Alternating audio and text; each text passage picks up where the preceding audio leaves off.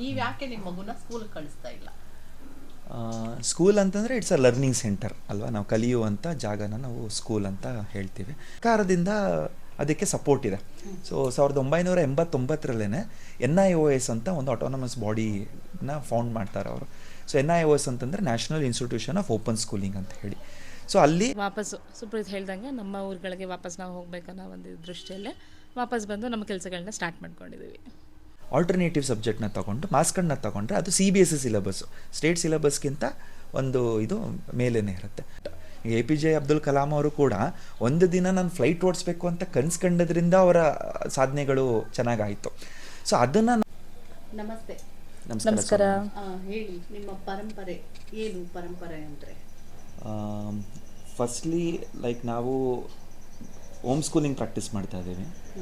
So ಈಗ ನಮ್ಮ ಮಕ್ಕಳು ಕನ್ವೆನ್ಷನಲ್ ಸ್ಕೂಲಿಂಗಿಗೆ ಹೋಗಲ್ಲ.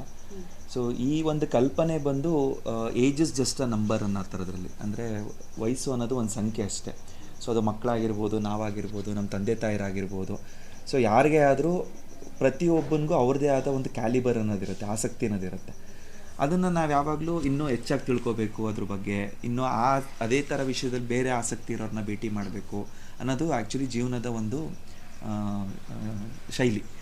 ಸೊ ಅದನ್ನೇ ನಾವು ನಂಬ್ಕೊಂಡು ಇವಾಗ ಆ ಥರ ಒಂದು ಜೀವನನ ಶುರು ಮಾಡಿದ್ದೀವಿ. ಸೊ ಹಾಗಾಗಿ ಬರೋರು ಹೋಗೋರು ಇದೇ ಥರ ಆಲ್ಟರ್ನೇಟಿವ್ ಥಿಂಕರ್ಸ್ಗಳು ಇದ್ದಾಗ ಇದಕ್ಕೊಂದು ಹೆಸರು ಕೊಡಿ ಅಂತ ಬಂದಾಗ, ಸೊ ನಾವು ಹೊಸ್ದಾಗೇನೋ ಕಂಡುಹಿಡಿಯೋಂಥದ್ದೇನೂ ಇಲ್ಲ. ಸೊ ಎಲ್ಲ ನಮ್ಮ ತಾತ ಅಜ್ಜಿರು, ಮುತ್ತಾತ ಮುದ್ದಜ್ಜಿರೆಲ್ಲ ಜೀವನ ಮಾಡಿ ಹೋಗಿದ್ದಾರೆ. ಸೊ ಆ ಒಂದು ಕಲ್ಪನೆ ಮೇಲೆ ಪರಂಪರೆ ಅಂತ ಇಟ್ಕೊಂಡಿದ್ದೀವಿ. ಸೊ ಪರಿಸರ ಪಾಠಶಾಲಾ ಅಂತ ಬರುತ್ತೆ. ಸೊ ಪರಿಸರ ಪಾಠಶಾಲಾ ಅಂತಂದರೆ ಪರಿಸರನೇ ಪ್ರತಿಯೊಂದು ವ್ಯಕ್ತಿಗೂ ಆ ಸಮಯಕ್ಕೆ ಅನುಗುಣವಾಗಿ ಪಾಠಗಳನ್ನ ಕಲಿತಾ ಹೋಗ್ತಾ ಇರ್ತಾನೆ. ಸೊ ಅದಕ್ಕೆ ಅಂತ ನಮಗೆ ಬೇರೆ ಆದ ಒಂದು ಕಲಿಕೆ ಕೇಂದ್ರಗಳೇನೋ ಅವಶ್ಯಕತೆ ಇಲ್ಲ. ಸೊ ಅದೇ ನಮ್ಮ ಪಾಠಶಾಲಾ ಆಗಿರಬೇಕು. ಇವತ್ತು ಆ ಪರಿಸ್ಥಿತಿಯಲ್ಲಿ ನೋಡಿ ಕಲಿಯುವಂಥ ತಾಳ್ಮೆ, ಸೌಮ್ಯತೆ ನಮಗೆ ಕಡಿಮೆಯಾಗಿದೆ ಅಷ್ಟೆ. ಸೊ ಅದಕ್ಕೆ ಇದನ್ನು ನಾವು ಪರಂಪರೆ ಪರಿಸರ ಪಾಠಶಾಲಾ ಅಂತ ಒಂದು ಹೆಸರು ಕೊಟ್ಕೊಂಡು ನಾವು ಸಿದ್ಧಾರ್ಥ ಲೇಔಟ್ ಮೈಸೂರು ಹಾಲ್ನಳ್ಳಿ ಹತ್ರ ನಾವು ಇದ್ರ ಮೇಲೆ ಜೀವನ ಮಾಡ್ತಾ ಹೋಗ್ತಾ ಇದ್ದೀವಿ. ಎಷ್ಟು ವರ್ಷ ಆಯಿತು ಸರ್ ಶುರು ಮಾಡಿ? 2 ವರ್ಷ. ಈ ಮೇ ಬಂದರೆ 2 ವರ್ಷ ತುಂಬಿ 3ನೇ ವರ್ಷಕ್ಕೆ ನಾವು ಕಾಲಿಡ್ತೀವಿ.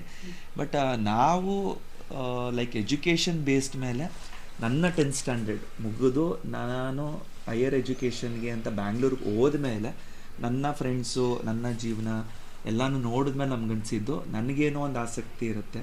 ಸೊ ನಮ್ಗಳಿಗೇನೋ ಒಂದು ಆಸಕ್ತಿ ಇರುತ್ತೆ, ಬಟ್ ಬೇರೆ ಬೇರೆ ಕೋರ್ಸಸ್ನ ತೊಗೊಂಡಿರ್ತೀವಿ ಬೇರೆ ಬೇರೆ ಕಾರಣಗಳಿಂದ. ಸೊ ಆ ಥರ ಆಗಬಾರ್ದು.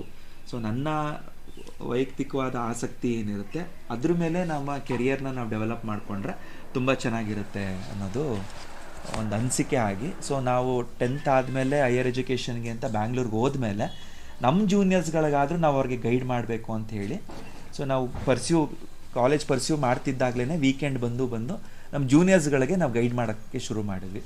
ಸೊ ಇದು 12 ವರ್ಷದ ಒಂದು ಈ ಅನುಭವ ನಮ್ಮ ಜೀವನದಲ್ಲಿ ನಡ್ಕೊಂಡ್ಬಂದಿದೆ. ಇವರು ನಿಮ್ಮ ಶ್ರೀಮತಿಯವರ ಸಹಕಾರ ಹೇಗಿದೆ ಸರ್ ಇದರಲ್ಲಿ? ಅವ್ರಿಗೂ ಇದರಲ್ಲಿ ಇಂಟ್ರೆಸ್ಟ್ ಇದೆಯಾ, ಇಲ್ಲ ನೀವು ನೋಡಿ ಅವ್ರ ಇಂಟ್ರೆಸ್ಟ್ ತಗೊಂಡಿದ್ದ? ಅಂದರೆ ನಾನು ಸ್ವಲ್ಪ ಕನೆಕ್ಟೆಡ್ ಆಗಿ ಮಾತಾಡ್ತೀನಿ ಅಂತ ಯಾವಾಗಲೂ ನಾನು ಸ್ವಲ್ಪ ಮುಂದಕ್ಕಿರ್ತೀನಿ, ಬಟ್ ಆಸಕ್ತಿ ಇರೋದು ಮತ್ತು ಅದ್ರ ಬಗ್ಗೆ ಪ್ರೀತಿ ಒಲವು ಇರೋದು ಅವ್ರಿಗೇನೆ. ಸೊ ಅವ್ರಿಗೆ ನಾನು ಸಪೋರ್ಟ್ ಮಾಡ್ತಾ ಬರ್ತಾ ಇದ್ದೀನಿ. But as I like more explored and where I can connect ಇವತ್ತಿನ ಸಮಾಜದಲ್ಲಿ ಏನಾಗ್ತಾ ಇದೆ, ನಾವೇನು ಕಳ್ಕೊಂಡಿದ್ದೀವಿ ಅಂತ. ಸೊ ಹಂಗಾಗಿ ನಾನು ಸ್ವಲ್ಪ ಮುಂದೆ ಕಾಣಿಸ್ಕೊತಾ ಇದ್ದೀನಿ. ಬಟ್ ಬ್ಯಾಕ್ ಎಂಡಲ್ಲಿರ್ಬೋದು ಇಲ್ಲ ತುಂಬ ಹೃದಯದಿಂದ ಪ್ರೀತಿ ಕೊಟ್ಟು ಮಾಡ್ತಾ ಇರೋದಂಥದ್ದು ಸೊ ಅವಳೇ. ಹೇಳಿ ಮೇಡಮ್, ನಿಮ್ಮ ಅನಿಸಿಕೆ ಹೇಳಿ. ಮತ್ತು ನಿಮಗೆ ಏನು ಏನು ಮಾಡಬೇಕು ಅಂತ ನೀವು ಅಂದ್ಕೊಂಡಿದ್ರಿ, ಮತ್ತು ಏನು ಮಾಡ್ತಾ ಇದ್ದೀರಿ? ಈಗ ಸುಪ್ರೀತ್ ಹೇಳ್ದಂಗೆ ಒಂದಷ್ಟು ಹೊಸ್ದಾಗೇನು ಕಲಿಯೋ ಅವಶ್ಯಕತೆ ಇಲ್ಲ. ಎಲ್ಲ ನಮಗೆ ಆಲ್ರೆಡಿ ನಮ್ಮ ಹಿರಿಯರು ಮಾಡಿ ಹೋಗಿದ್ದಾರೆ. ಅದನ್ನು ಕೆಲವೊಂದನ್ನು ಪಾಲಿಸಿಲ್ಲ ನಾವು. ಅಲ್ಲಿಂದ ನಾವು ಬ್ರೇಕ್ ಆಗಿ ಒಂದಷ್ಟು ಮಾಡ್ರನ್ ಇದಕ್ಕೆ ಬಂದುಬಿಟ್ಟಿದ್ದೀವಿ. ಸೊ ಇವಾಗ ಅದನ್ನು ವಾಪಸ್ ನಾವು ಅದನ್ನು ಪರಂಪರೆಯಿಂದ ಬಂದಿರೋವಂಥ ಒಂದು ಹಬ್ಬಗಳಾಗಿರ್ಬೋದು, ಒಂದು ಅಡುಗೆ ತಿಂಡಿಗಳಾಗಿರಲಿ, ಕೆಲಸಗಳಾಗಿರಲಿ, ಅದನ್ನು ನೆಕ್ಸ್ಟ್ ಜನ್ರೇಷನ್ಗೂ ಮುಟ್ಟಿಸ್ತಾ ಹೋಗಬೇಕು, ಹೇಳ್ಕೊಡ್ತಾ ಹೋಗ್ಬೇಕು ಅನ್ನೋದು ಒಂದು ಕಾನ್ಸೆಪ್ಟು ರಿಯಲಿ ವಂಡರ್ ಅದು. ಈಗ ಎಷ್ಟೊಂದು ಮುಂಚೆ ಎಲ್ಲ ಎಲ್ಲಿ ನಾರ್ಮಲ್ ಡೆಲಿವರಿನೇ ಮನೆಗಳಲ್ಲೇ ಡೆಲಿವರೀಸ್ ಆಗ್ತಾಯಿದ್ದು, ಈಗ ಎಲ್ಲ ಹಾಸ್ಪಿಟ್ಲಿಗೆ ಹೋಗ್ತಾ ಇದ್ದೀವಿ. ಸೊ ಆಗಿಂದು ಊಟದ ಪದ್ಧತಿ ಆಗಲಿ, ನಾವು ಏನೇನು ಕೆಲಸಗಳು ಮಾಡ್ತಾಯಿದ್ವಿ ಆ ಪದ್ಧತಿಗಳು ಎಲ್ಲ ವಾಪಸ್ ಬರಬೇಕು ಅನ್ನೋ ಒಂದು ಖುಷಿ ನನಗೂ ಇದೆ. ಜೊತೆಗೆ ಮುಂದಿನ ಜನ್ರೇಷನ್ನು ಹೀಗೆ ಈಗ ನಮಗೇನೆ ಅಲ್ಪ ಸ್ವಲ್ಪ ಗೊತ್ತಿರೋದು, ಸೊ ಮುಂದಿನ ಜನ್ರೇಷನ್ಗೆ ಅದೂ ಗೊತ್ತಿಲ್ಲ. ಹಿಂದಿನ ಜನ್ರೇಷನ್ಗೆ ಮುಂದಿನ ಪೀಳಿಗೆಗಳಿಗೆ ಇನ್ನೂ ಏನು ಗೊತ್ತಾಗೋದೇ ಇಲ್ಲ ಅಂತಂದರೆ ತುಂಬ ಕಷ್ಟ ಆಗುತ್ತೆ. ಸೊ ಇದನ್ನು ಅವ್ರಿಗೆಲ್ಲ ತಿಳಿಸ್ಬೇಕನ್ನೋದು ಒಂದು ಕಾನ್ಸೆಪ್ಟು. ಸೊ ಹಾಗಾಗಿ ನಾವು ಮಕ್ಕಳಲ್ಲಿ ಜಾಸ್ತಿ ಈ ಕೆಲಸನ ಮಾಡ್ತಾ ಬರ್ತಾ ಇದ್ದೀವಿ. ನಿಮ್ಮ ಸ್ನೇಹಿತರು ಮತ್ತು ನಿಮ್ಮ ಬಂಧು ಬಳಗ ರಿಲೇಷನ್ಸ್ ಎಲ್ಲ ನಿಮ್ಮನ್ನ ಇದನ್ನೆಲ್ಲ ಹುಚ್ಚು ಅಂತ ಏನು ತಿಳಿಸ್ಲಿಲ್ವಾ?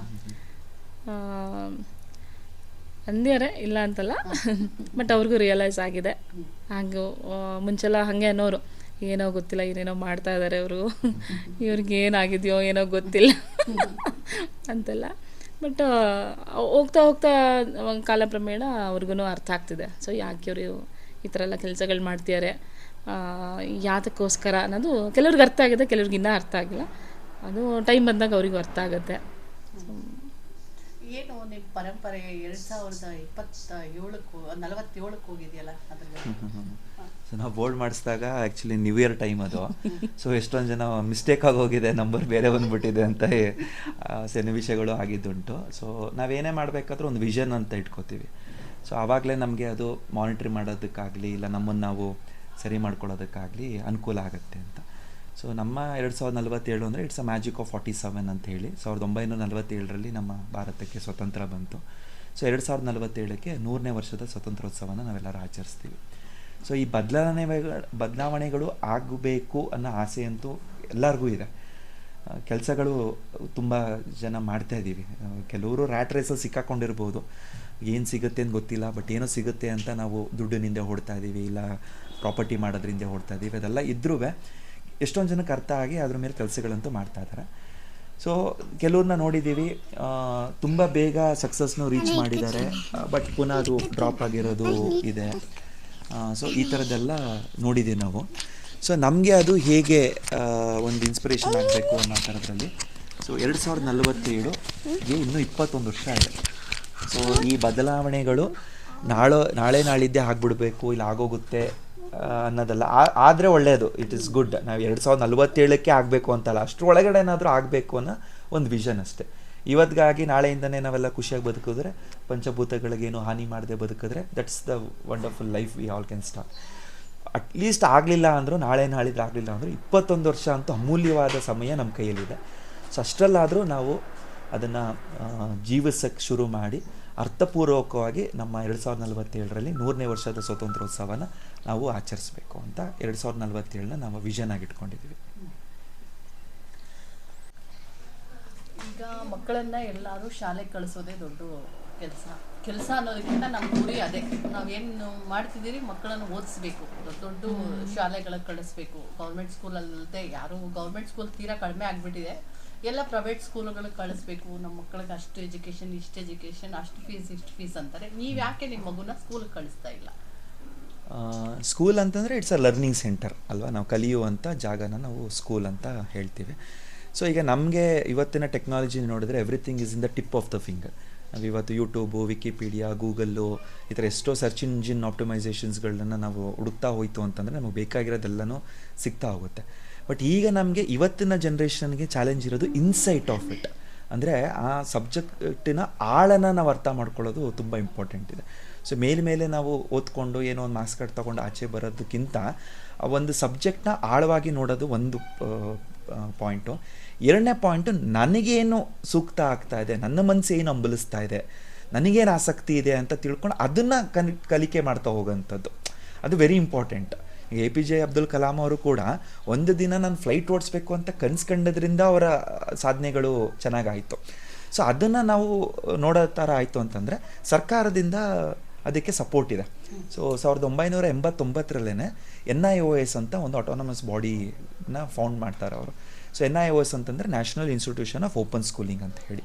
ಸೊ ಅಲ್ಲಿ 3ನೇ ತರಗತಿಗೆ ವಯಸ್ಸು ಬಂದಾಗ, 5ನೇ ತರಗತಿ ವಯಸ್ಸು ಬಂದಾಗ, 8ನೇ ತರಗತಿ ವಯಸ್ಸಿಗೆ ಬಂದಾಗ, 10ನೇ ತರಗತಿ ವಯಸ್ಸಿಗೆ ಬಂದಾಗ ನಾವೇ ಪ್ರೈವೇಟಾಗಿ ಎಕ್ಸಾಮ್ನ ತೊಗೊಂಡು ಬರ್ಕೋಬೋದು. ಮಿನಿಮಮ್ 4 ಸಬ್ಜೆಕ್ಟು, ಮ್ಯಾಕ್ಸಿಮಮ್ 5 ಸಬ್ಜೆಕ್ಟನ್ನ ಆಲ್ಟರ್ನೇಟಿವ್ ಇಯರ್ಸು, ಎವ್ರಿ ಇಯರ್ ಮಾಡಬೇಕು ಅಂತಲೂ ಇಲ್ಲ. ಆಲ್ಟರ್ನೇಟಿವ್ ಸಬ್ಜೆಕ್ಟ್ನ ತೊಗೊಂಡು ಮಾರ್ಕ್ಸ್ ಕಾರ್ಡ್ನ ತೊಗೊಂಡ್ರೆ ಅದು CBSE ಸಿಲೆಬಸ್ಸು, ಸ್ಟೇಟ್ ಸಿಲೆಬಸ್ಗಿಂತ ಒಂದು ಇದು ಮೇಲೇ ಇರುತ್ತೆ. ಸೊ ಅಂಥ ಎಕ್ಸಾಮ್ಸ್ಗಳನ್ನ ತೊಗೊಂಡು ನಾವು ಇದನ್ನು ಮಾಡ್ಬೋದು. ಸೊ ಆ ಒಂದು ಕಾನ್ಫಿಡೆನ್ಸ್ ಇರೋದ್ರಿಂದ ಮತ್ತು ನಮಗೆ ನಮ್ಮ ಮಕ್ಕಳನ್ನ ನಮ್ಮ ಜೊತೆನೇ ಇಟ್ಕೊಂಡು ನಾವೇ ಅವ್ರಿಗೆ ಹೇಳ್ಕೊತಾ ಒಂದು ವಿಷಮುಕ್ತ ಆಹಾರನ ನಾವೇ ಕೃಷಿಲಿ ಬೆಳ್ಕೊತಾ ನಾವೇ ಒಂದು ಸೀಡ್ ಬ್ಯಾಂಕಿಂಗ್ನ ಮಾಡಿಕೊಂಡು ಇವತ್ತಿನ ಟೆಕ್ನಾಲಜಿಗೆ ಬೇಕಾಗಿರೋ ಬೇಕಿಂಗ್ ಇರ್ಬೋದು, ಇಲ್ಲ ಕೋಡಿಂಗ್ ಇರ್ಬೋದು, ಸೊ ಅದನ್ನೆಲ್ಲ ನಾವು ಡಿಸ್ಕಸ್ ಮಾಡ್ತಾ ಆ್ಯಸ್ ನಾನು ಮೊದಲೇ ಹೇಳ್ದಂಗೆ age is just a number ಅಂತ ಹೇಳಿ ಕಲಿಕೆ ಅವನಿಗೂ ಆಗುತ್ತೆ, ನಮಗೂ ಆಗುತ್ತೆ, ನಮ್ಮ ತಂದೆಗೂ ಆಗುತ್ತೆ. ಸೊ ಎಲ್ಲರೂ ನಮ್ಮ ವಯಸ್ಸಿಗೆ ಎಷ್ಟು ಅರ್ಥ ಆಗುತ್ತೋ ಅಷ್ಟನ್ನ ಅರ್ಥ ಮಾಡಿಕೊಂಡು ಒಬ್ರಿಗೊಬ್ರು ಸಹಾಯ ಮಾಡ್ಕೊಂಡು ಹೋಗಬೇಕು ಅಂತ ಹೇಳಿ ಹೋಮ್ ಸ್ಕೂಲಿಂಗ್ ಅನ್ನೋ ಕಾನ್ಸೆಪ್ಟನ್ನು ನಾವು ಪ್ರಾಕ್ಟೀಸ್ ಮಾಡ್ತಾ ಇದ್ದೀವಿ. ಎಷ್ಟು ಜನ ಮಕ್ಕಳಿದ್ದಾರೆ sir? Ma'am, as it is like home schooling ಇದು ನಮ್ಮ ಮನೆ ನಾವು ಶುರು ಮಾಡೋದು ಅನ್ನೋ ಥರದಲ್ಲಿ. ಅಲ್ಲ, ನಿಮ್ಮ ಅಣ್ಣ ತಮ್ಮಂದಿರು ಆ ಥರ it's not like blood relative ಅನ್ನೋ ಥರದಲ್ಲಿಲ್ಲ. ಇದು ಆಲ್ಟರ್ನೇಟಿವ್ ಥಿಂಕರ್ ಸಬ್ಜೆಕ್ಟ್ ಆಗಿರೋದ್ರಿಂದ ಈಗ ಮೈಸೂರಲ್ಲೇ ಇಲ್ಲ ಅಂತಂದ್ರೂ ಒಂದು 100-120 ಫ್ಯಾಮಿಲಿಗಳು ಇದನ್ನು ಪ್ರಾಕ್ಟೀಸ್ ಮಾಡ್ತಾ ಇದ್ದಾರೆ. ಪ್ಯಾನ್ ಇಂಡಿಯಾದಲ್ಲಿ ಒಂದು 6-7 ಲಕ್ಷ ಫ್ಯಾಮಿಲಿಗಳು ಇದನ್ನು ಪ್ರಾಕ್ಟೀಸ್ ಮಾಡ್ತಾ ಇದ್ದಾರೆ. ಸೊ ನಮ್ಮದೇ ಆದ ಕೆಲವು ವಾಟ್ಸಪ್ ಗ್ರೂಪ್ಗಳಿದೆ, ಫೇಸ್ಬುಕ್ ಗ್ರೂಪ್ಗಳಿದೆ. ಸೊ ಯಾರೆಲ್ಲಿ ಹೋಗ್ತಾ ಇದ್ದಾರೆ, ಏನು ಮಾಡ್ತಾ ಇರ್ತೀವಿ ಅಂತ ನಾವು ಪೋಸ್ಟ್ ಮಾಡ್ತಾ ಇರ್ತೀವಿ, ಆಗ್ತಾ ಇರ್ತೀವಿ. ಸೊ ಯಾರಿಗೆ ಅದ್ರ ಬಗ್ಗೆ ಆಸಕ್ತಿ ಇರುತ್ತೆ ಅವ್ರ ಜಾಗದಲ್ಲಿ ಹೋಗಿ ನಾವು ಅವ್ರ ಜೊತೆನ ಟೈಮ್ ಸ್ಪೆಂಡ್ ಮಾಡೋದು. ಈಗ ಕೃಷಿ ಅಂತಲೇ ತಗೊಳ್ಳೋಣ. ಈಗ ನಾವು ಇಲ್ಲೇನೋ ಒಂದು ಬಿತ್ತನೆ ಮಾಡಬೇಕು ಅಂದ್ಕೊಂಡಿರ್ತೀವಿ. ಸೊ 4-5 ದಿನದ ಮುಂಚೆ ನಾವು ಶೇರ್ ಮಾಡ್ಕೋತೀವಿ. ಸೊ ಯಾರ್ಯಾರಿಗೆ ಅದ್ರ ಮೇಲೆ ಇಂಟ್ರೆಸ್ಟ್ ಇರುತ್ತೆ ಅವರೆಲ್ಲರೂ ಆ ಜಾಗದಲ್ಲಿ ಸೇರ್ಕೋತೀವಿ. ಸೊ ಮೊದಲೆಲ್ಲ ಹೇಗೆ ಮುಯ್ಯಾಳು ಅಂತಿತ್ತು. ಸೊ ನಾವು ಹೋಗಿ ನಿಮ್ಮ ತೋಟದಲ್ಲಿ ಗದ್ದೆಯಲ್ಲಿ ಕೆಲಸ ಮಾಡೋದು, ಅವ್ರು ಬಂದು ನಮ್ಮ ತೋಟ ಗದ್ದೆಯಲ್ಲಿ ಕೆಲಸ ಮಾಡೋದು, ಆ ಥರ ಇರ್ಬೋದು. ಈಗ ನಮಗೊಂದು ವೆಬ್ಸೈಟ್ ಮಾಡ್ತಾ ಇರ್ತೀವಿ. ಸೊ ಯಾರೋ ಒಬ್ಬರು ಆ ಸಬ್ಜೆಕ್ಟ್ ಮೇಲೆ ಎಕ್ಸ್ಪರ್ಟ್ ಇರ್ತಾರೆ. ಸೊ ಅವ್ರ ಜೊತೆ ಎಲ್ಲ ಸೇರಿಕೊಂಡು ಆ ಟೆಕ್ನಾಲಜಿ ಬಗ್ಗೆ ಡಿಸ್ಕಸ್ ಮಾಡೋದು. ಸೊ ಈ ಥರದ್ದೆಲ್ಲ ಹೋಗ್ತಾ ಇರುತ್ತೆ. ಸೊ ಇದೊಂದು ಎಕ್ಸಾಂಪಲ್ಸ್ಗಳಷ್ಟೇ. ಸೊ ಈ ಥರದ್ರಲ್ಲಿ we are celebrating our life. ಈಗ ಫಸ್ಟ್ ಏನಂತೀವಿ, 10th ಆಗಲಿ, ಆಮೇಲೆಲ್ಲ ಈಸಿ ಆಗುತ್ತೆ ಅಂತಾರೆ, ಆಮೇಲೆ ಸೆಕೆಂಡರಿ ಬೋರ್ಡ್ ಅಂತಾರೆ, ಆಮೇಲೆ ಡಿಗ್ರಿ ಅಂತಾರೆ, ಆಮೇಲೆ PhD ಅಂತಾರೆ, ಆಮೇಲೆ ಮದುವೆ ಅಂತಾರೆ, ಆಮೇಲೆ ಮಕ್ಕಳು ಅಂದರೆ. ಸೊ ಸಂತೋಷ, ತೃಪ್ತಿ ಅನ್ನೋದು ಒಂಥರ ಮರೀಚಿಕೆ ಆಗೋಗಿದೆ. ಸೊ ಅದು ಇವತ್ತಿಗೂ ಬೇಕಲ್ವಾ ಅನ್ನೋದು ಒಂದು ಯಕ್ಷ ಪ್ರಶ್ನೆ. ಸೊ ಆ ಎಕ್ಸ್ಕ್ಲಮೇಟರಿ ಮಾರ್ಕ್ ಇಟ್ಕೊಂಡು ಇವತ್ತೇ ನಾವು ಸೆಲೆಬ್ರೇಟ್ ಮಾಡೋಣ ಅಂಥೇಳಿ ಅಡುಗೆ ಮಾಡೋದ್ರಿಂದ ಹಿಡಿದು, ಮನೆ ಕೆಲಸ ಮಾಡೋದ್ರಿಂದ ಹಿಡಿದು, ಕೃಷಿ ಕೆಲಸ ಮಾಡೋದ್ರಿಂದ ಹಿಡಿದು, ಆಚೆ ಸುತ್ತಾಡೋದ್ರಿಂದ ಹಿಡಿದು ಎಲ್ಲ ವಯಸ್ಸು ನಮ್ಮ ಮನೆಯಲ್ಲಿ ನಾವು ಇದನ್ನು ಎಂಜಾಯ್ ಮಾಡ್ತಾ ಇದ್ದೀವಿ. ನಿಮ್ಮ ಹೆಸರು, ನಿಮ್ಮ ಶ್ರೀಮತಿಯವರ ಹೆಸರು, ಮತ್ತು ನೀವು ಇರೋದು, ಮತ್ತು ನಿಮ್ಮನ್ನು ಯಾರಾದರೂ ತಿಳ್ಕೋಬೇಕು ನಾವು ಇದ್ರ ಬಗ್ಗೆ ಮಾಹಿತಿ ಅಂತಂದರೆ? ಖಂಡಿತ. ಸೊ ನನ್ನ ಹೆಸರು ಸುಪ್ರೀತ್ ಅಂತ. ಹುಟ್ಟು ಬೆಳೆದಿದ್ದೆಲ್ಲ ಮೈಸೂರಲ್ಲಿ, ಬಟ್ ಹೈಯರ್ ಎಜುಕೇಷನ್ಗೆ ಅಂತ 10th ಆದಮೇಲೆ ಬ್ಯಾಂಗ್ಳೂರಲ್ಲಿದ್ವಿ. ಸೊ ಒಂದು ದಿನಪತ್ರಿಕೆಗೆ ಆಗಿ ಮನೆ ಬಾಗಿಲಿಗೆ ಹೋಗಿ ಕೆಲಸ ಮಾಡೋದ್ರಿಂದ ಹಿಡಿದು ಒಂದು MNC ಕಂಪ್ನಿವರೆಗೂ ಎಲ್ಲ ಥರದ ಒಂದು ಕೆಲಸಗಳನ್ನ ಮಾಡಿ, ಅದಾದಮೇಲೆ ಜೀವನದಲ್ಲಿ ಇವತ್ತಿನ ಜನ್ರೇಷನ್ಗೆ ಇದು ಸೂಕ್ತವಾದ ಒಂದು ಜೀವನ ಶೈಲಿ ಅಂತ ಹೇಳಿ ನನ್ನ ಹುಟ್ಟು ಬೆಳೆದ ಊರು ಮೈಸೂರಿಗೆ ವಾಪಸ್ ಬಂದು 2 ವರ್ಷ ಆಯಿತು. ಸೊ ಈಗ ನಾವು ಸಿದ್ಧಾರ್ಥ ಲೇಔಟ್ ಹತ್ರ ಇರುವ ಟಿ ನರಸೀಪುರ ರೋಡಲ್ಲಿರುವ ಆಲ್ನಹಳ್ಳಿಯಲ್ಲಿ ನಮ್ಮ ಪರಂಪರೆ ಪರಿವಾರದ ಒಂದು ಜಾಗ ಇದೆ. ಸೊ ಆ್ಯಸ್ ಐ ಸೇ, ಪರಂಪರೆ ಪರಿವಾರ ಅಂದರೆ ಈ ಥರ ಆಲ್ಟರ್ನೇಟಿವ್ ಥಿಂಕರ್ಸ್ದು ಒಂದು ಫ್ಯಾಮಿಲಿ ಅಂತ. ಸೊ ಅದಿದೆ. ಸೊ ನಿನ್ನ ಪರಿಚಯ ನೀವು? ನನ್ನ ಹೆಸರು ರೂತ್ ಜಾಕ್ಲಿನ್. ನಾನು ಹುಟ್ಟಿ ಬೆಳೆದಿದ್ದೆಲ್ಲ ಮೈಸೂರೇ, ಓದಿದ್ದು ಮೈಸೂರನ್ನು. ನಂದು BSc ನರ್ಸಿಂಗ್ ಕಂಪ್ಲೀಟ್ ಆಗಿ ವರ್ಕ್ ಮಾಡ್ತಿದ್ದೆ. ಅದಾದಮೇಲೆ ಬೆಂಗಳೂರಿಗೆ ಶಿಫ್ಟ್ ಆಗಿ ಸೊ ಅಲ್ಲಿ ಒಂದು 8 ವರ್ಷ ಕಾಲ ಇದ್ದು ಕೆಲಸಗಳನ್ನ ಮಾಡ್ತಾ, ಸೊ ಈಗ ವಾಪಸ್ಸು ಸುಪ್ರೀತ್ ಹೇಳ್ದಂಗೆ ನಮ್ಮ ಊರುಗಳಿಗೆ ವಾಪಸ್ ನಾವು ಹೋಗ್ಬೇಕನ್ನೋ ಒಂದು ದೃಷ್ಟಿಯಲ್ಲೇ ವಾಪಸ್ ಬಂದು ನಮ್ಮ ಕೆಲಸಗಳನ್ನ ಸ್ಟಾರ್ಟ್ ಮಾಡ್ಕೊಂಡಿದ್ದೀವಿ. Thank you. ನಮಸ್ತೆ. ನಮಸ್ತೆ.